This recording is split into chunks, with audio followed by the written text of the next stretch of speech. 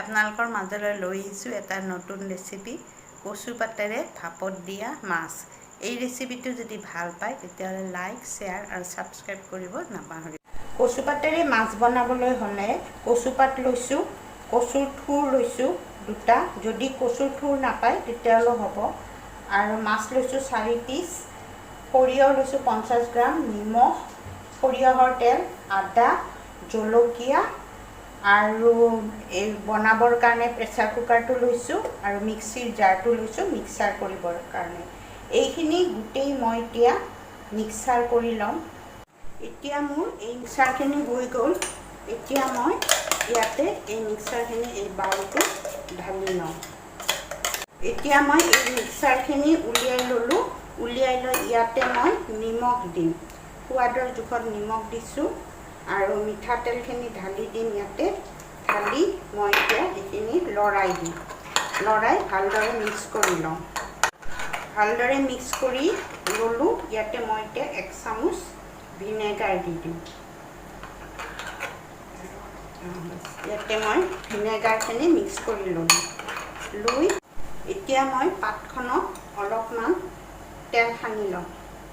তেল সানি লৈ ইয়াতে মাছ এপিচ মই এনেকৈ লেটিয়াই দিম।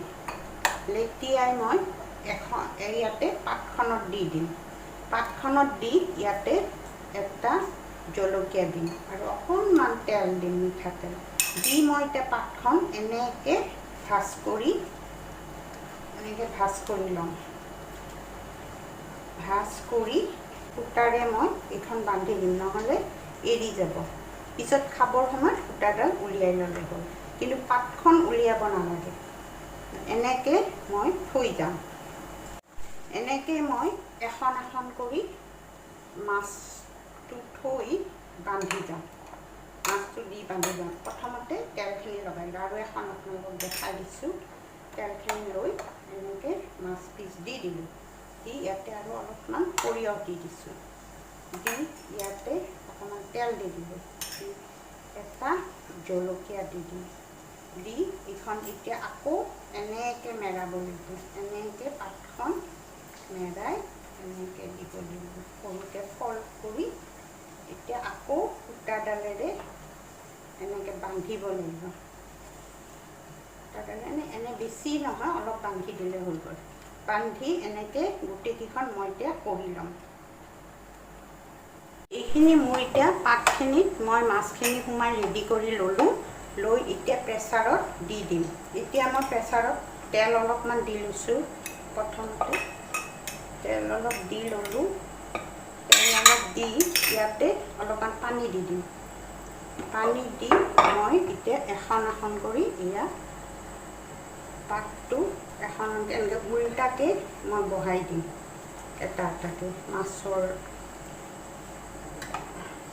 মাছটো এটা এটাকৈ এনেকৈ মই বহাই দিছোঁ।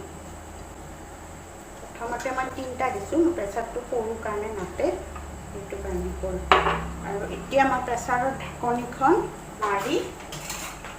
ঢাকনিখন মাৰি গেছৰ ওপৰত তুলি দিম।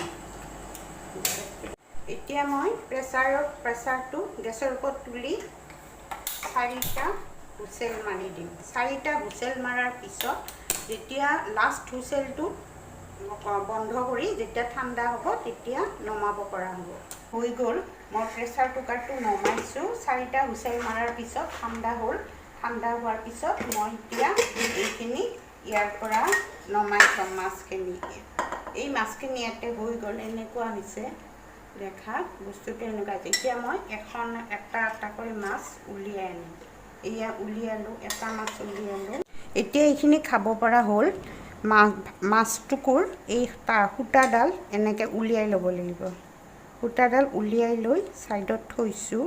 থৈ এতিয়া ভাতৰ লগত এইখনেৰে সৈতে ভাতখিনিৰ লগত এই মাছে আৰু কচু পাতখিনি একেলগে এনেকৈ সানিব লাগিব। কচু পাতখিনি পেলাই দিব নালাগে।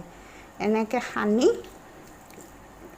সানিব লাগিব। সানি খাব লাগিব। যদি আপোনালোকে খাই ভাল পায় তেতিয়াহ'লে লাইক শ্বেয়াৰ আৰু ছাবস্ক্ৰাইব কৰিব নাপাহৰিব।